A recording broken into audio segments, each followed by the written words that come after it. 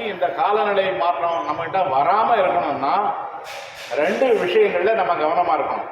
ஒன்று என்ன கேட்டிங்கன்னா கார்பேஜ், இன்னொன்று சீவேஜ். அது என்ன? கார்பேஜ்னா என்னது? சீவேஜ்னா என்ன? சாக்கடை. கார்பேஜ்னா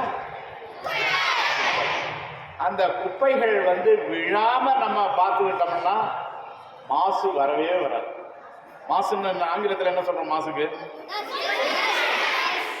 பொல்யூஷன். சரியா? பொல்யூஷன்.